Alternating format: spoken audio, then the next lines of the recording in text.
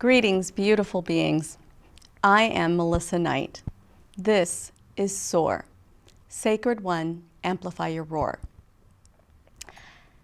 I am an oracle, an Akashic practitioner, a light worker, a shaman, an energetic healer. I am here to help others find, rediscover, connect with, and amplify their light and their roar. The roar is about repurposing, recycling, and reclaiming righteous rage. We've all been through things. We've all been trampled upon, we've gone over things and under things and been run over and flattened, in fact, or so we thought. But we got up. And then what did we do? Did we really get up fully? Did we reclaim our position and our trajectory that we were on for our life? Did we find our life purpose? Did we learn how to find and light our light for the world? I'm here to help you do that and to bring some other people along who are also excited about helping you to do that. In this show, I'll be joined by artisans, artists, healers, practitioners of all types, shamans and curanderos, medicine women and men, Akashic practitioners and Reiki practitioners, pranic healers, cranial sacral. My job, as I see it, is to prepare you and to equip you with the tools that you need, because we each have to have our own sacred medicine bag. We never know when someone we encounter will need our sacred medicine or help finding their own. That's what this journey is all about. It's about finding a tribe, building a community, setting a stage globally for connection, unification, love, and healing, radical healing, because it's absolutely time that we, each of us, reclaim our true selves, reach for our highest and truest selves. I'm ready. I am. Are you? Let's go. Let's soar together.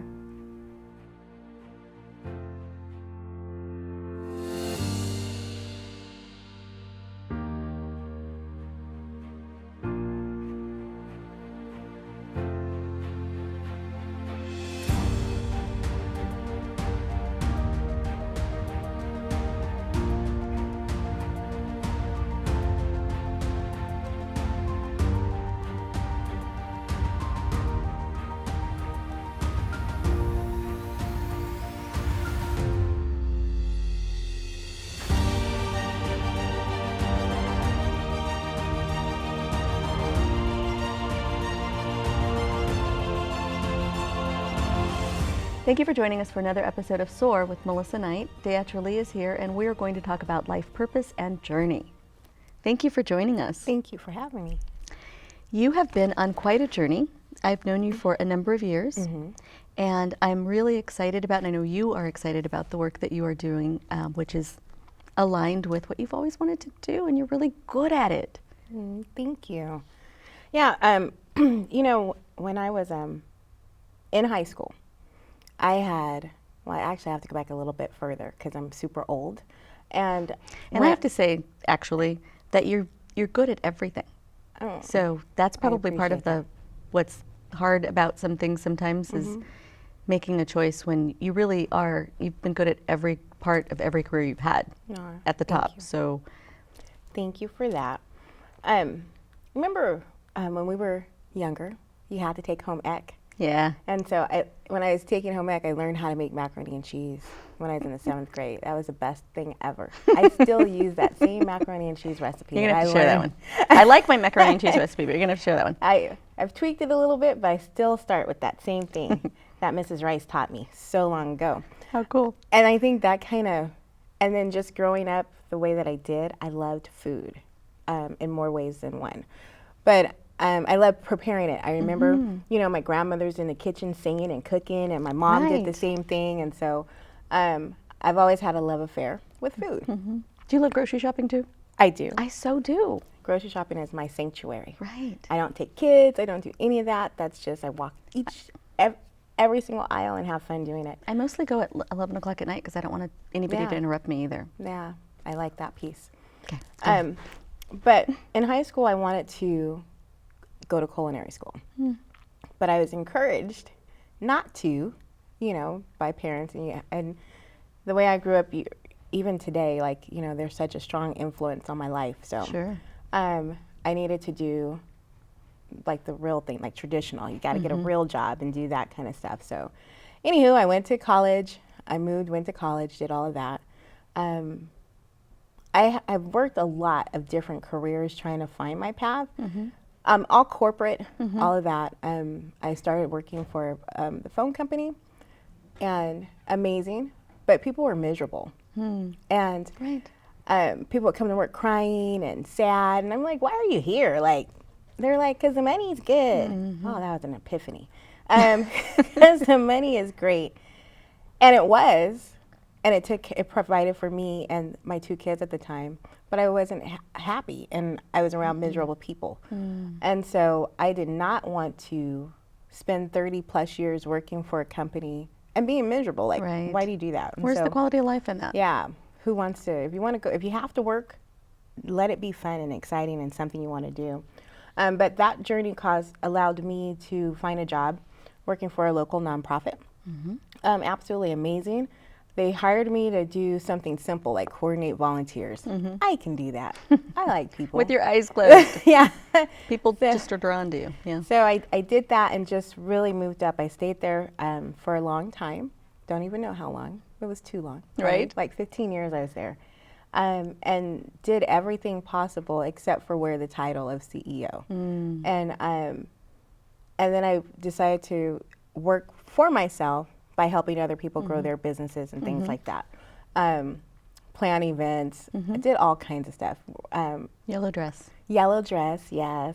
Working my Mary Kay business, did that. And it was really, really great. And then one day I was sick, and my son, who was 8 at the time, said, "Mom, that's what you need to do." And I said, "What?" And I looked at the TV, he's watching the Food Network. "That's you, Mom. You need to do that." And I said, "What? You think so?" And he said, "Yeah, that's you." And I said, "Okay." The next day, I always believe, like, when you wake up thinking about something, you need to, like, move on that. Absolutely. Move on it, like, with the quickness. And so Absolutely. the next day, I went to the Institute of Technology. I knew some of the chefs there from my work with Community Food Bank. And I said, I'm going to go talk to the director of the program there. And I talked with him, and he said, "Sure, you can do this." And that day, I signed up to go to culinary school. Nice. And that was like the best thing ever. It's been a year since I graduated. It's been tough in the sense of, so whenever you walk in your calling, because sometimes people look at me and say I've gone backwards. And I feel like that sometimes. Because where I was once financially secure, now it's like, oh my God, like, I mean, I got to pay a bill. Like, and you have to think about it, right? And think about how is this going to get paid, and my kids having to do without.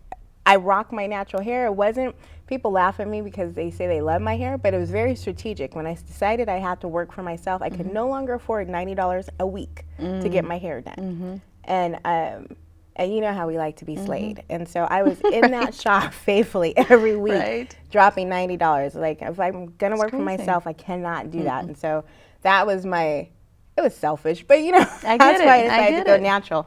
But I love it now, and I don't think I would ever. It's gorgeous.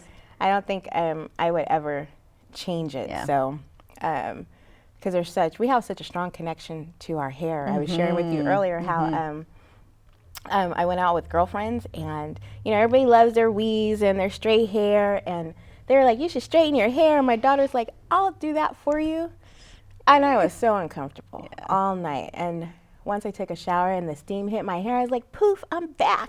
Like, I can't even imagine being straight. I was like, "No, I have to be me at all times now."